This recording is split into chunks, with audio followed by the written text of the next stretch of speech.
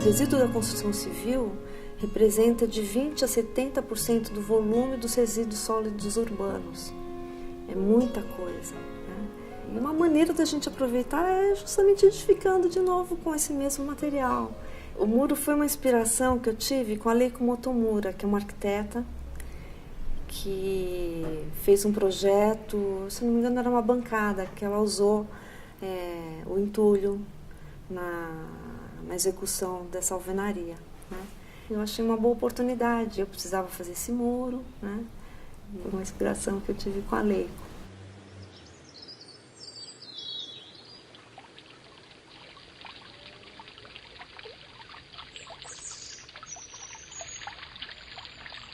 Tive uma preocupação de fazer o uso racional da água.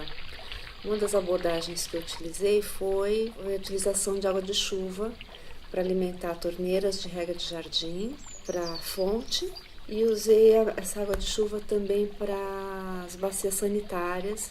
Além disso, eu também utilizei sempre torneiras com arejadores, que aumentam o volume da água com ar.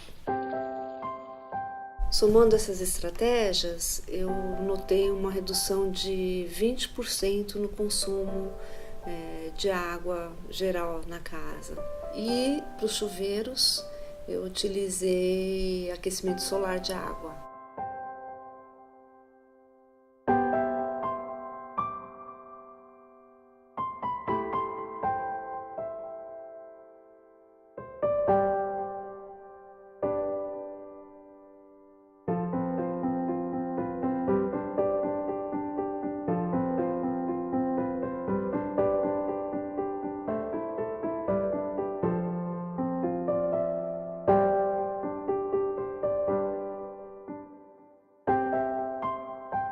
A gente começou do básico, então mudei janelas de lugar, eu ampliei as aberturas para poder receber essa iluminação natural de uma maneira interessante. Tanto que assim, não tenho nem persiana, nem nenhuma proteção solar nas janelas, porque eu só tenho sol realmente na hora que eu preciso e na estação que eu preciso, né? Não danifica meus móveis, enfim, eu pensei em tudo isso. Então, assim, na verdade, a proteção solar eu tenho através da arquitetura.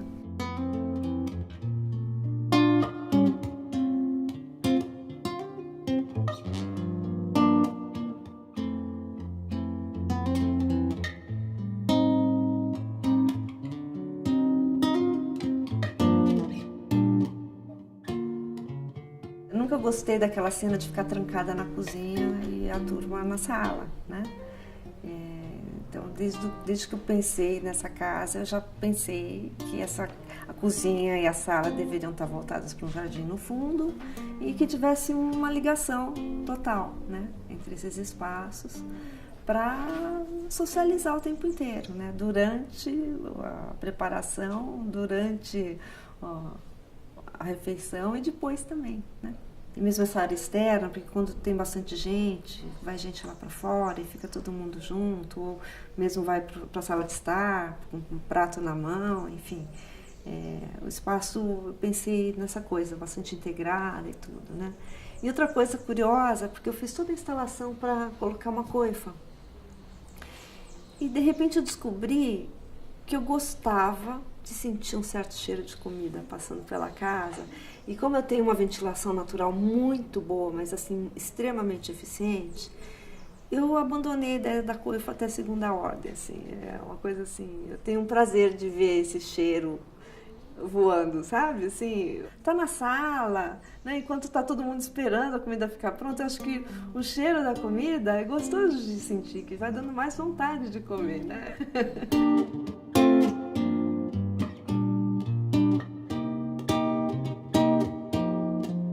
O espaço que eu mais gosto é a sala, né? É um espaço onde, em função do projeto, dá uma questão de amplitude, na verdade. Assim, você estando na sala, você consegue chegar para os dois lados, tem esse jardim interno que é muito gostoso, e tem também toda a parte verde ali de fora, que vem muito passarinho, tem a fonte que a gente fez, os passarinhos vão na fonte, tem beija-flor. Então, assim, é um espaço de contemplação. Assim, na sala você consegue ter uma possibilidade de contemplação bem bacana.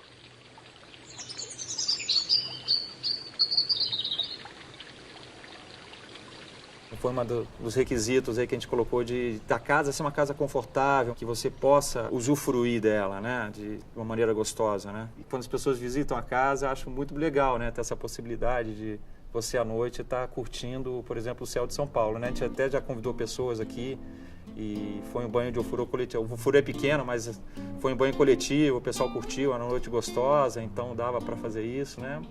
Então, são coisas que a casa permite que não é em todas as casas aqui em São Paulo que a gente tem essa possibilidade, né?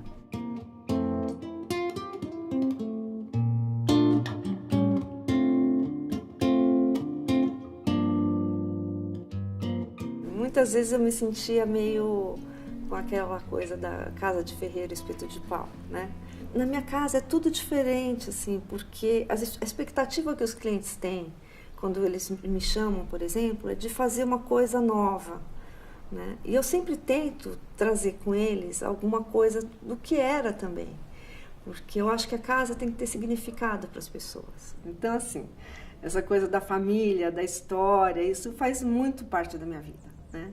Então, quanto mais permeada dessas coisas, para mim eu fico mais em casa, né? Para mim esse sentido da casa é uma coisa muito importante. Eu tinha muito mais coisas interessantes, bonitas, e elas foram quebrando, porque com criança pequena não tem jeito, não tem jeito. Você tinha que começar a tirar da frente, tinha que, né, ir limpando o ambiente. E eu fui me desfazendo de algumas coisas, outras foram quebrando mesmo. E eu comecei a trabalhar muito com as coisas que as crianças iam trazendo, né? E alguma coisa que foi da minha mãe, que foi da minha avó, e que assim, nem é tão bonito assim, mas faz parte da minha história, entendeu? E eu vou incorporando e vai dando isso que deu.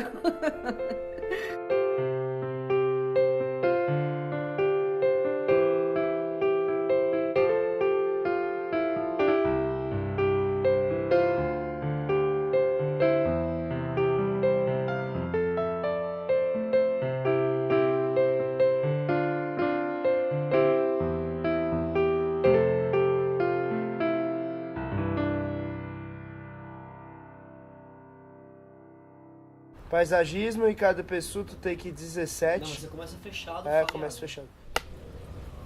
Porque eu sou paisagista.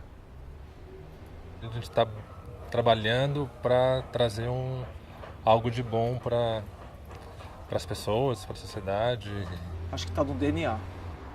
Por que ser arquiteta? Por admiração. É assim? Peraí, desculpa. Sim.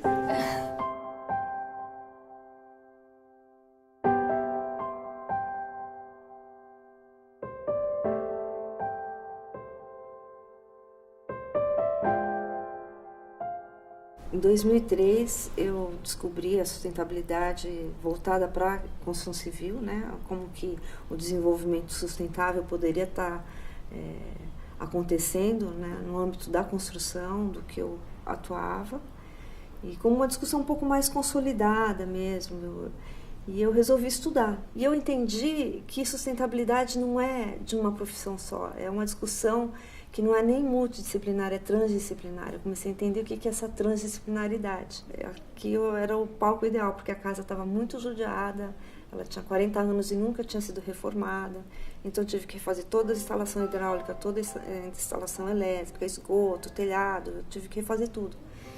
Então, foi um prato cheio para eu poder atuar da maneira que eu realmente acreditava que deveria fazer, né? Quando a Márcia me trouxe aqui na casa, fiquei meio assustado, porque a casa era uma casa muito antiga, né? E eu não conseguia enxergar que poderia ser uma casa que pudesse receber a gente, né? Então, na verdade, eu confiei muito na capacidade dela e no entendimento dela que poderia ser uma casa interessante para a gente morar, né? E transformá-la até numa casa sustentável, né?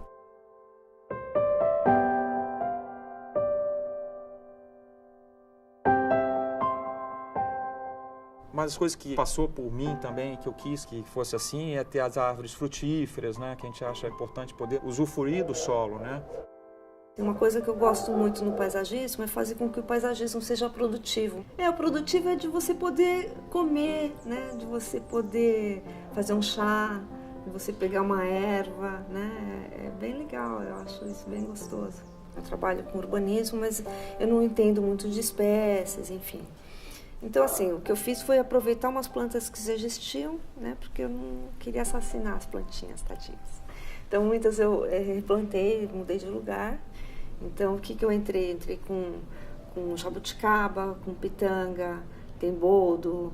Eu sempre gosto de ter ervas aromáticas vivas, frescas. Então assim, o jardim foi acontecendo meio sem muito paisagismo tradicional. Foi muito mais para a gente poder usufruir, os passarinhos, as borboletas e as abelhas poderem frequentar a casa também.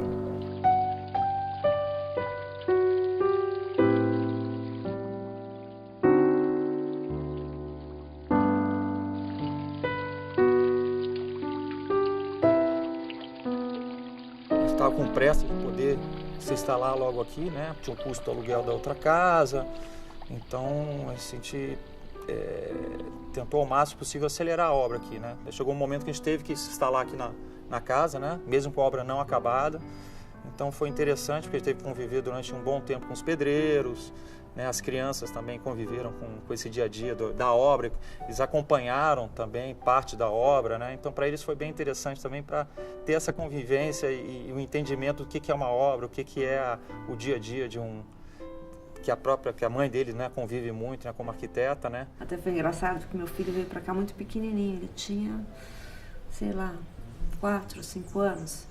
E uma vez ele fez um desenho lindo, eu guardei. Desenhou uma casa, e assim, eu na cozinha, o pai no banheiro, a avó descansando, o vô no computador, a Lívia brincando, ele também brincando, e um monte de gente no telhado, com pá, com não sei o quê, que eram os pedreiros, era a casa dele.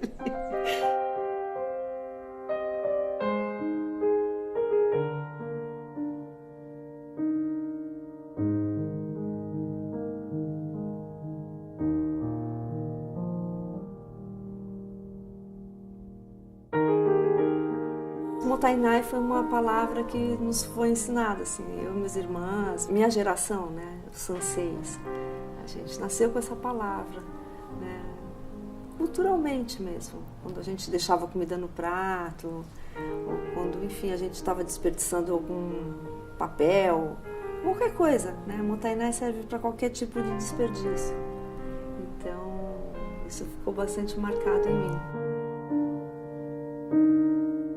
Pensar em desenvolvimento sustentável é pensar em qualidade de vida para todos, né? E economizando recursos.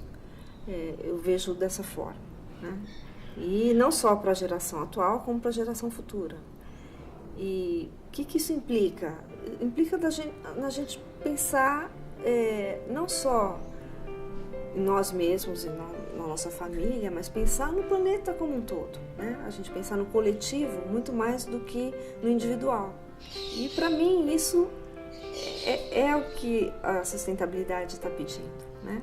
Que a gente possa amar o planeta, as pessoas, os animais, as plantas, enfim, a gente ter esse respeito, né?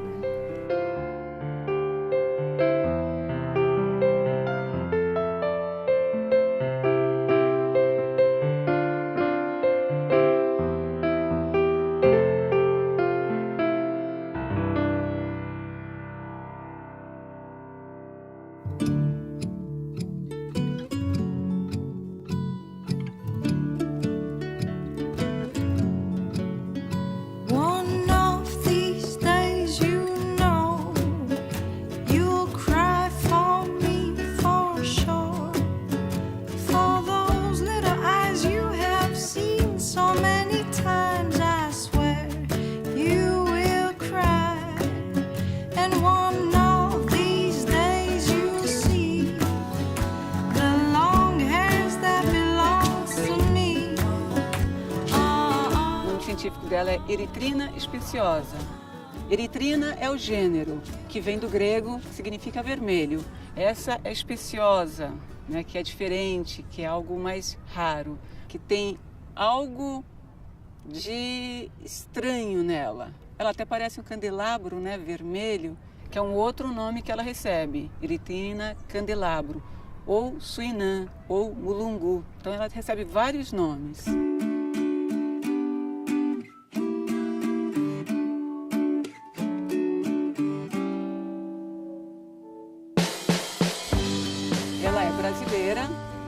Gosta muito de regiões úmidas, especialmente do Espírito Santo a Santa Catarina. Mas a gente encontra na região tropical e subtropical, tanto na América Central, do Sul, África, Ásia. Vale lembrar que tem mais de 100 espécies de eritrinas.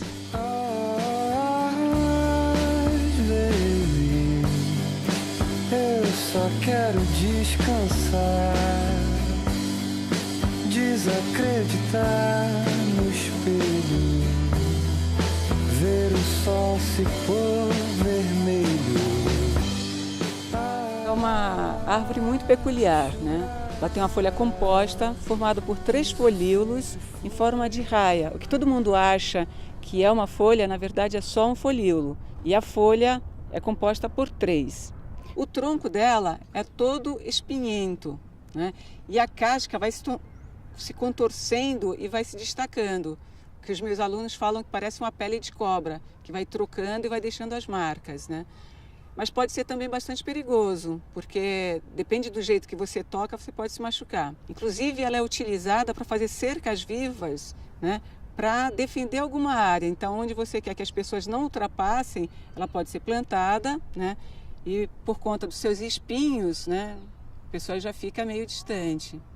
Agora, também por conta desses espinhos, a gente tem que tomar bastante cuidado na hora de usar no paisagismo. Porque se você coloca num lugar onde tem uma circulação muito grande de crianças, isso pode ser um problema.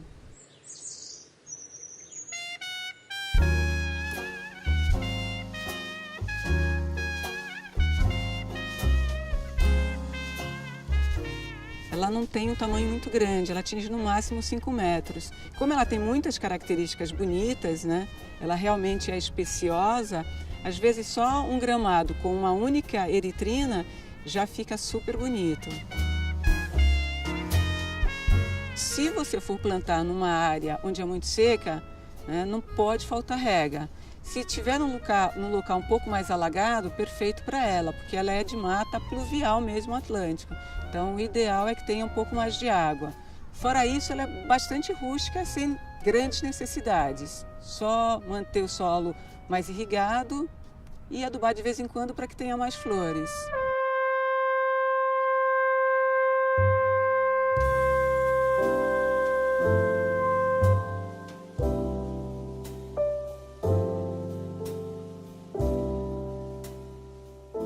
A gente não recomenda muito a utilização em arranjo justamente porque ela tem muitos espinhos, né?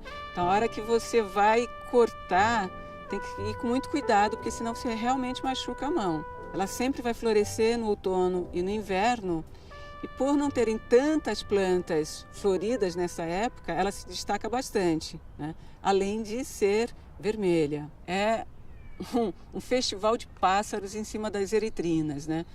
Os beija-flores mais comportados, com o bico longo, conseguem pegar o néctar sem danificar. Agora, os periquitos, que têm o bico mais curto, né, você só vê caindo florzinha, né, porque eles se alimentam bastante. Deve ser muito saborosa.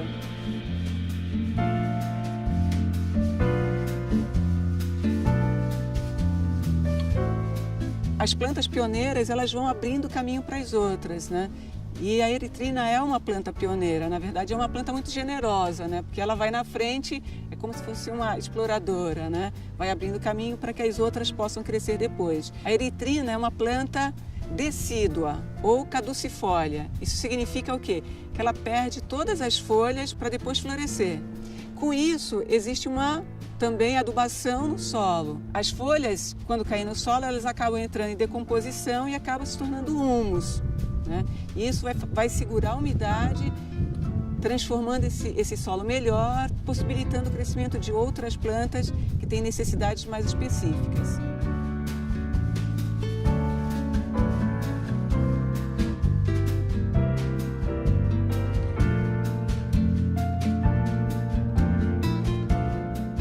Então, uma vez eu caminhando lá perto da minha casa, eu vi uma eritrina branca. Na hora eu me apaixonei, falei, nossa, não posso continuar vivendo sem uma planta dessas. Isso era outono, aí esperei outono, inverno, as flores super bonitas, e aí em setembro começou a produção do fruto. Só que o fruto, até abrir e soltar as sementes, demorou alguns meses. E eu passando lá todos os dias, esperando a abertura espontânea do fruto para a liberação das sementes, né?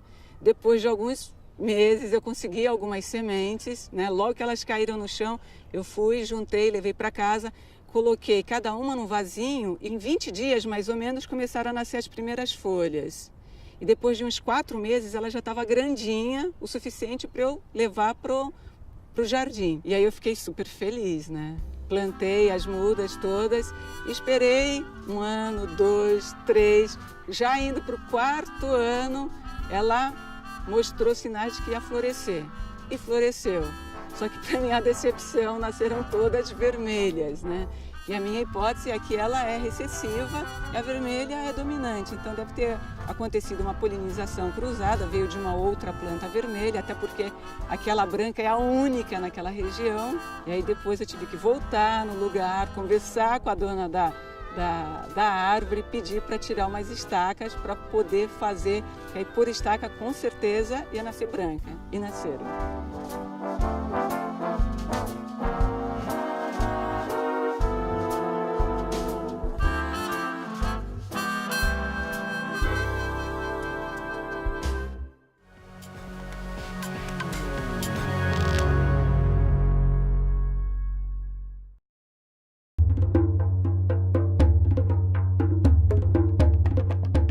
Take 13.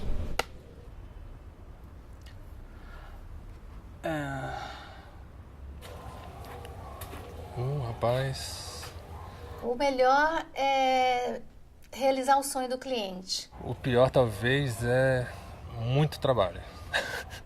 Quando dá vários problemas. Obra, eu falo que o sinônimo de obra é problemas. A logística toda é muito complicada. Não é fácil. Eu fico ali, acordo pensando, vou dormir pensando, viajo pensando. Então, realmente é complicado quando você tem que resolver alguma coisa em obra. O melhor é estar fazendo algo que acredita, que gosta. Eu acho que é esse... Acho não. É o retorno disso que nós estamos tendo aqui.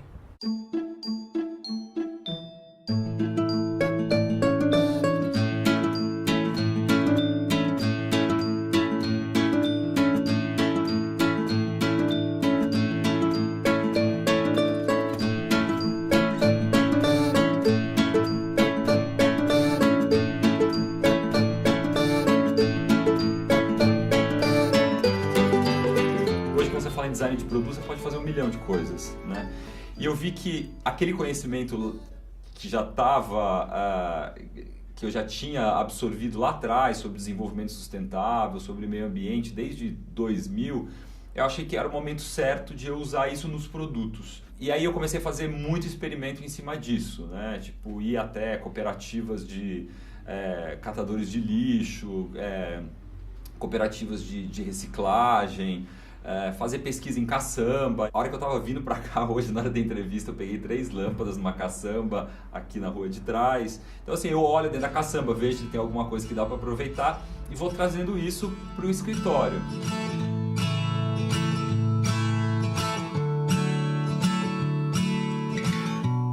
Apesar de a gente produzir algo em torno de 100 milhões de lâmpadas tubulares por ano, no Brasil, a gente não tem nenhuma política de reciclar essas lâmpadas. Existe dentro dela, né, um metal pesado, né, o mercúrio, que é um metal extremamente nocivo, né, tanto ao meio ambiente quanto ao homem. Então eu queria usar esse material de alguma maneira. Eu sempre vi a lâmpada tubular queimada como um material nobre, assim, né? Ela é um tubo de vidro muito fino, branco. Eu acho que ela tem um desenho assim simples, extremamente interessante.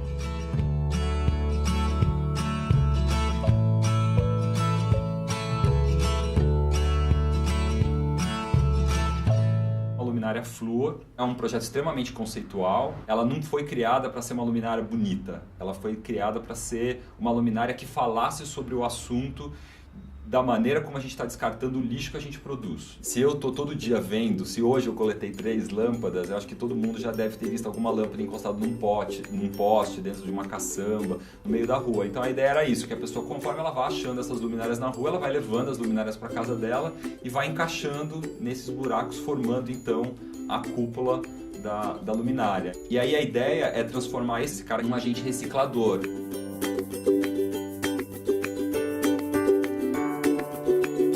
E a gente criou essa estrutura que é como se fosse uma gaiola, ela se encaixa, né? A luminária, na verdade, é só a estrutura de madeira. E vem um kit elétrico, então só para colocar a lâmpada que vai realmente fazer a luminária iluminar. No final, a lâmpada fluorescente, o tubo de lâmpada fluorescente, ele acaba se transformando num difusor da luz, né? Porque ele é branco, a gente coloca uma lâmpada fluorescente compacta lá dentro, a gente também usa uma lâmpada fluorescente nova, né? Que realmente funciona. E aí o vidro, na verdade, ele propaga a luz para o ambiente. Ele se transforma como se fosse um refletor, né? Um difusor dessa lâmpada. A gente está fabricando essa estrutura em 2 tamanhos.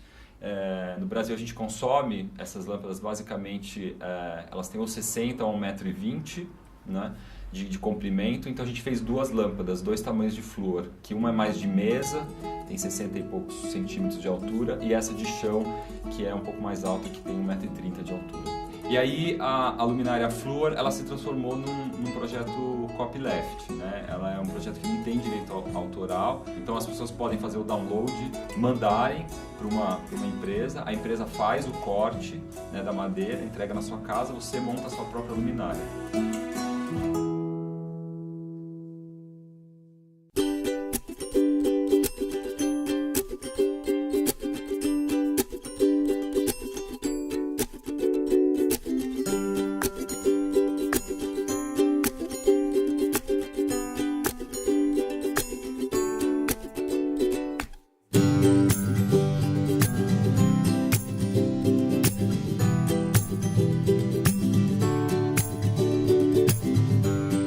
Eu trabalhei muitos anos com conserto de equipamento de som e vídeo, né?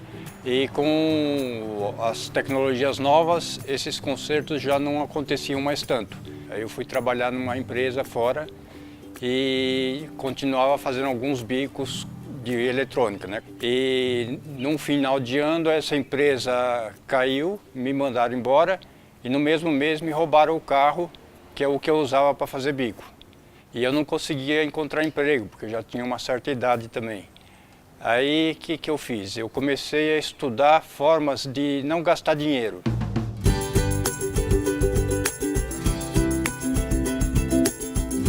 Uma família de 4 pessoas que permanece em casa o dia todo, se gasta em média 6 mil litros de água por mês no vaso sanitário. Então eu passei a fazer o reuso da água do banho no vaso sanitário.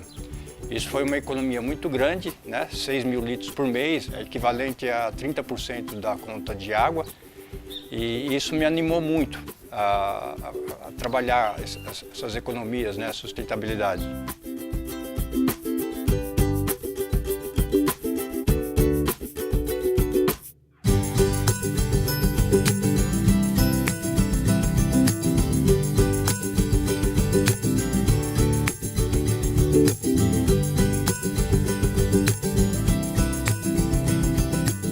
Depois montei um aquecedor solar.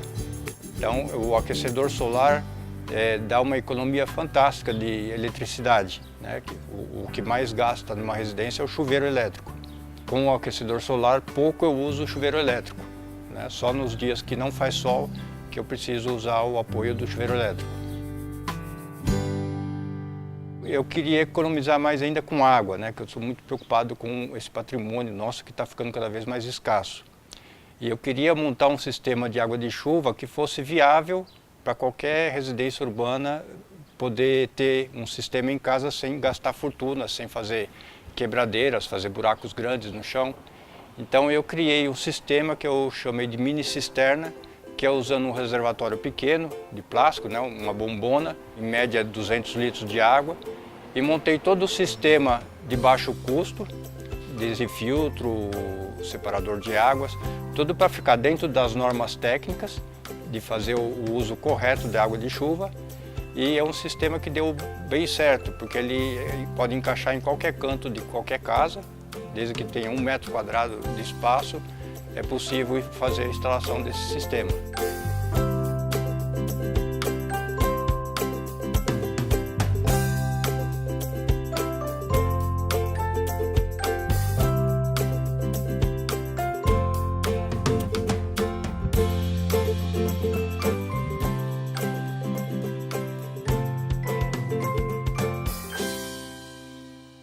para conhecer as chuvas, eu precisei construir um equipamento que é o pluviômetro, né, para poder medir as chuvas. E esse equipamento eu passei a fazer uso dele diário e por alguns anos. Com esse uso, com esses registros diários, né, eu posso me programar melhor com relação às chuvas. Então eu passei a conhecer muito mais as épocas que chove mais, épocas que chove menos. Com relação à água, eu fiquei satisfeito com isso e comecei a estudar com relação à alimentação. Então eu comecei a usar vasos comuns, jardineiras, para fazer o cultivo dessas plantas, dessas hortaliças. E eu percebia que muitas plantas, umas iam, outras não iam, algumas parecia que faltava água, outras que tinha água demais. Então, para tentar resolver esse tipo de problema, eu criei um vaso que eu batizei como vaso freático. Usei a garrafa PET, cortei ela no meio. A parte de cima eu usei como vaso, onde vai a terra e vai a planta.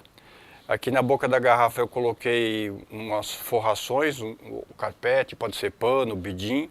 E na parte de baixo vai a água. Então ele vai encaixado um dentro do outro. Ele é todo fechado, não tem perigo de dengue. E a irrigação eu faço pela parte de baixo usando um irrigador com bico para abastecer o reservatório. Você não vai colocar água por cima, então não vai compactar a terra. A terra vai ficar mais solta e a planta consegue desenvolver melhor. Eu batizei de vaso freático porque é um vaso que imita a natureza, onde tem a terra e embaixo tem um lençol freático, né? As raízes das árvores vão buscar água nos lençóis freáticos. Foi daí que eu me inspirei para fazer esse tipo de vaso. E ele deu bem certo porque as plantas começaram a desenvolver melhor.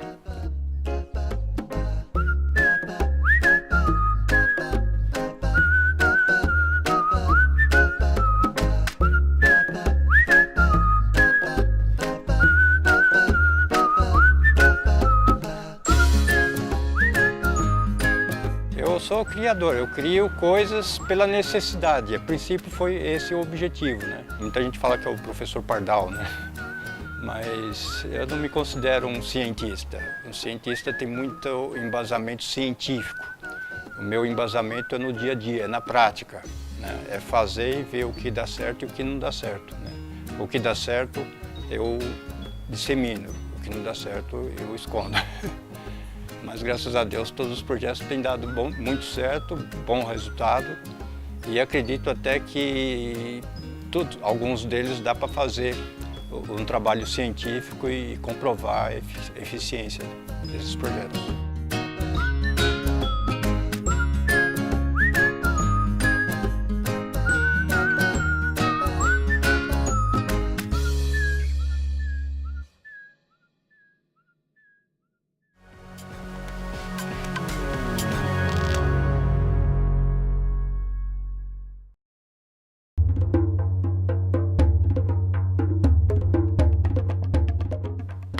Um planeta ideal.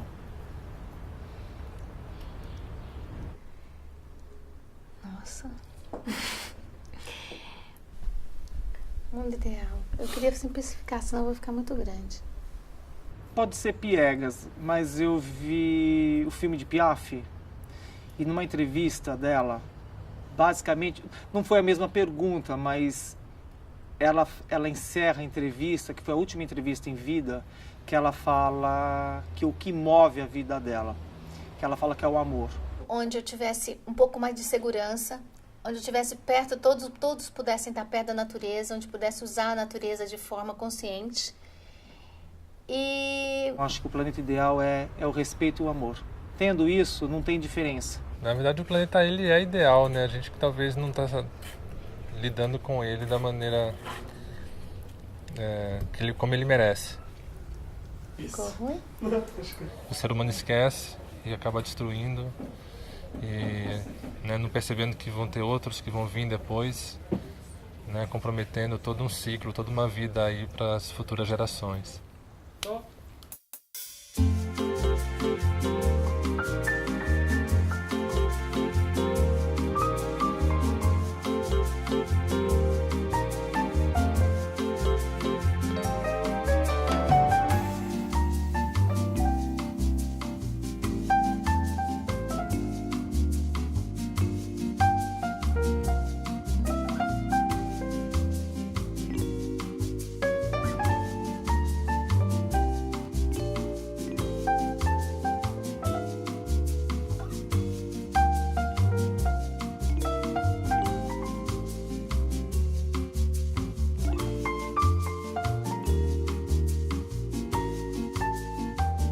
para qualquer arquiteto, imagino, construir a própria casa já é um desafio e uma vontade muito grande. Uma casa, eu imaginava, sempre imaginei ela, uma casa dentro de um jardim. Esse projeto foi interessante porque eu conheci o lote antes de mais nada e o Pedro já tinha um estudo, já tinha um projeto para a residência, já tinha uma maquete física que tinha sido desenvolvida e o terreno tinha sido feito só a terraplanagem dele, estava pronto para iniciar a implantação. E como ele já tinha estudado muito a luz do projeto, quais eram a importância do paisagismo em função dos brises, da insolação, isso facilitou bastante o processo de desenvolvimento da criação, porque o paisagismo, no caso aqui da residência, tinha uma função muito clara, assim, em alguns pontos muito específica, que era fazer proteções de insolação e trazer conforto térmico. O início foi construir uma maquete para colocar ela e sentir realmente o movimento do sol e a insolação nessa proposta volumétrica, não? A ideia de separar em volumes é para você conseguir estar em contato sempre com o verde no teu entorno. Em qualquer ponto da casa que você estiver, o verde está presente.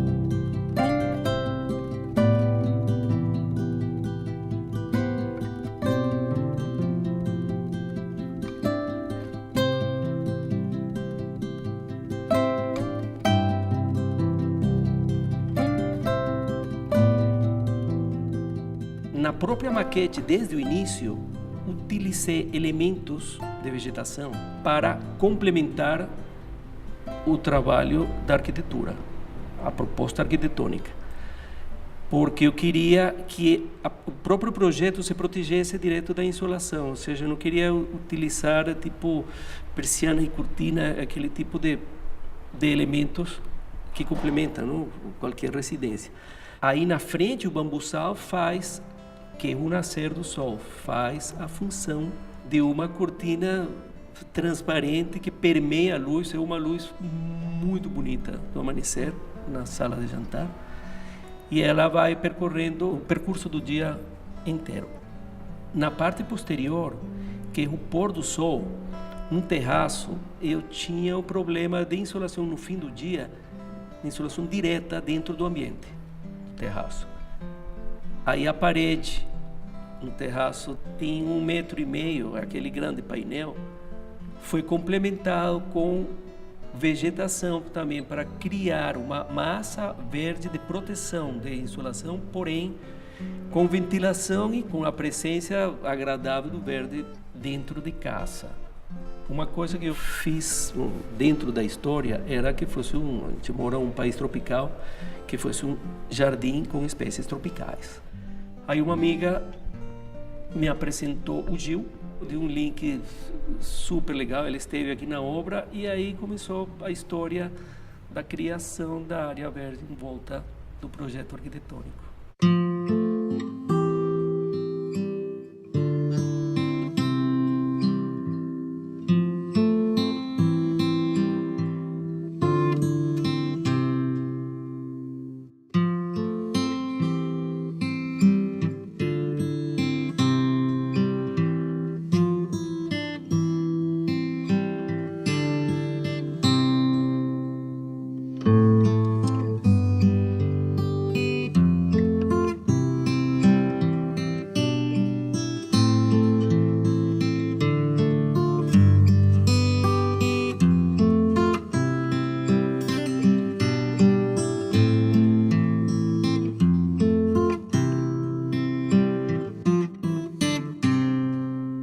trabalho todo sempre foi focado em jardins tropicais, em espécies tropicais, então isso facilitou bastante, porque é minha linha de trabalho e eu sempre acreditei nessa transformação que o jardim pode trazer para os espaços externos das residências, e isso foi fácil.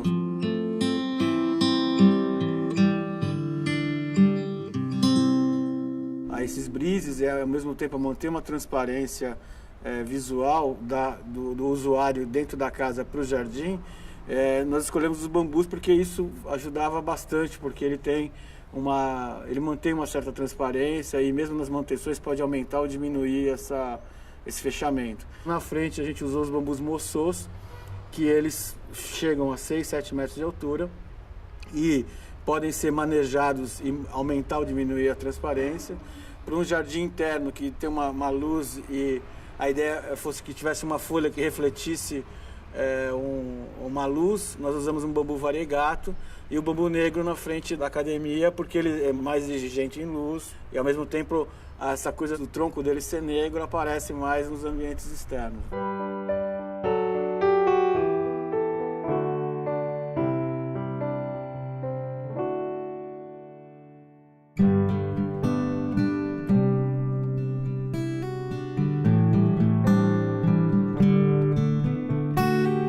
Região foi plantado um pomar, que é uma ideia de transformar num lugar para os usuários aproveitarem essa área e usarem. E houve um alinhamento também dessas palmeiras, que a ideia era marcar bem esse eixo da piscina, que era um eixo bem forte na implantação do projeto.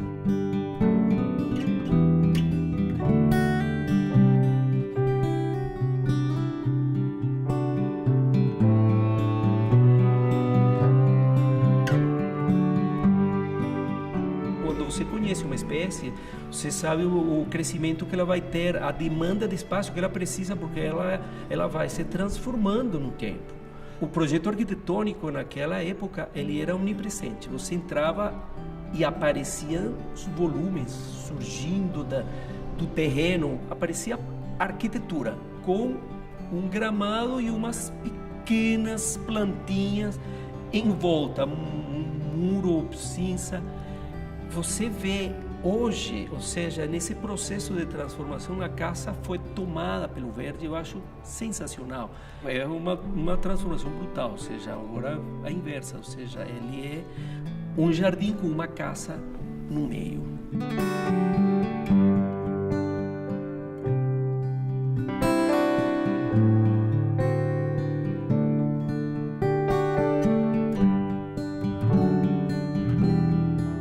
A iluminação convida as pessoas a usarem o jardim, então ela é fundamental para isso.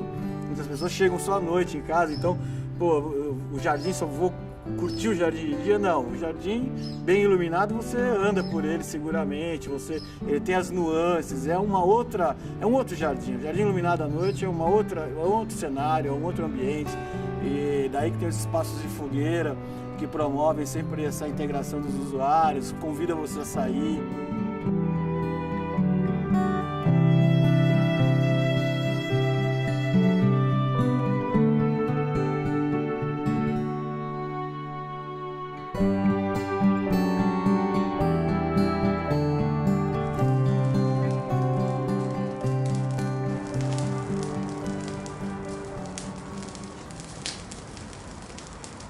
O paisagismo também tem que envolver, por exemplo, muitas vezes até o vento, o balanço do vento numa vegetação transforma aquilo numa experiência. Fora que se pode explorar os perfumes, as cores e atrair a avifauna, que torna o jardim também muito mais ativo visualmente, que as aves possam visitar, e isso transforma uma sensação interessante de você estar olhando para um ambiente que tem vida.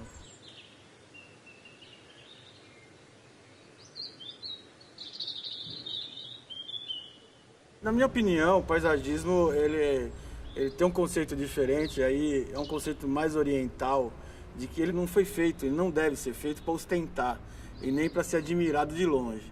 Então esse conceito clássico e neoclássico e colonial de que você tem as palmeiras imperiais marcando a entrada e aquele gramado extenso e as plantas lá longe, ele distancia o homem. Isso é um conceito europeu, do colonizador que veio para os trópicos e que tinha medo da natureza. Então, todos os jardins eram concebidos de uma forma organizada, porque as pessoas tinham medo dos bichos, tinham medo... Nós estamos no centro urbano, quer dizer, não precisa ter esse medo e não precisa se organizar o paisagismo dessa forma tão geométrica, tão cartesiana, e devia sim explorar as combinações botânicas que existem na natureza naturalmente. Esse paisagismo, existe uma organização, existe uma funcionalidade e ele foi feito e pensado, mas de alguma forma tornar ele natural, como se a casa tivesse sido colocada no meio de um cenário que já existisse, é isso que transforma, acho que transforma o resultado final num ambiente mais natural. Então acho que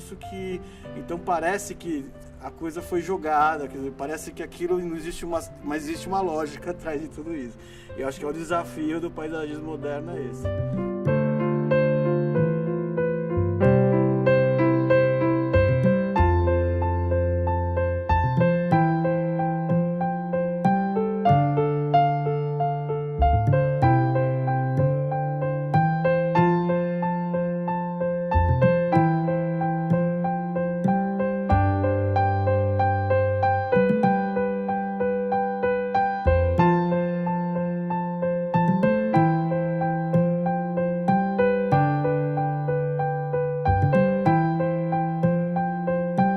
O paisagismo ele pode se tornar uma ferramenta para o futuro para se minimizar os impactos ambientais dos grandes centros urbanos. E isso tem que ser visto, tem que ser pensado. E é o caminho mais perto para um cidadão transformar o mundo. É plantar uma árvore.